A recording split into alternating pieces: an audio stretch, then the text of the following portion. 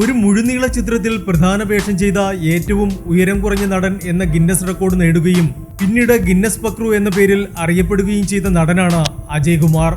അത്ഭുത ദ്വീപ് എന്ന ചിത്രത്തിലൂടെയായിരുന്നു ഈ ഗിന്നസ് റെക്കോർഡ് സ്വന്തമാക്കിയത്.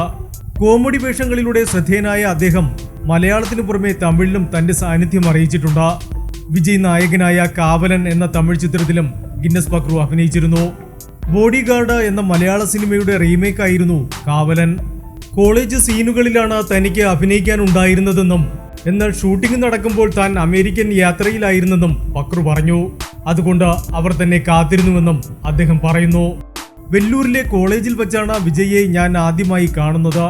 കോളേജ് ക്യാമ്പസ് ആയതിനാൽ ചുറ്റും ആരാധകരുടെ ആർപ്പുവിളികളായിരുന്നു.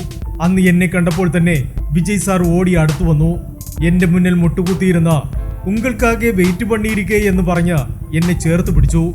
അപ്പോഴുണ്ടായ സന്തോഷം എത്രത്തോളമാണെന്ന് പറഞ്ഞറിയിക്കാൻ വാക്കുകളില്ല, ഗിന്നസ് പക്രു പറഞ്ഞു. വിജയുടെ ഇടപെടലുകൾ ഞെട്ടിക്കുന്നതായിരുന്നുവെന്നും എത്ര തിരക്കായാലും സെറ്റിൽ കാണാനെത്തുന്നവരോട് കാണിക്കുന്ന പെരുമാറ്റവും സമീപനവുമൊക്കെ താൻ വിസ്മയത്തോടെ നോക്കി നിന്നിട്ടുണ്ടെന്നും നടൻ പറയുന്നു. ഷൂട്ടിങ്ങിന്റെ ഇടവേളകളിൽ കാരവലിലേക്ക് കയറിപ്പോകാതെ കോളേജിലെ ബെഞ്ചിലിരുന്ന അദ്ദേഹം വിശേഷങ്ങൾ തിരക്കി. എന്റെ കലാപ്രവർത്തനങ്ങൾ, സിനിമയിലേക്കുള്ള വരവ്, ഇങ്ങനെ ആയതുകൊണ്ടുള്ള ബുദ്ധിമുട്ടുകൾ എന്നിവയൊക്കെ അദ്ദേഹം ചോദിച്ചറിഞ്ഞു, ഗിന്നസ് പക്രു പറയുന്നു. Entertainment desk, movie max.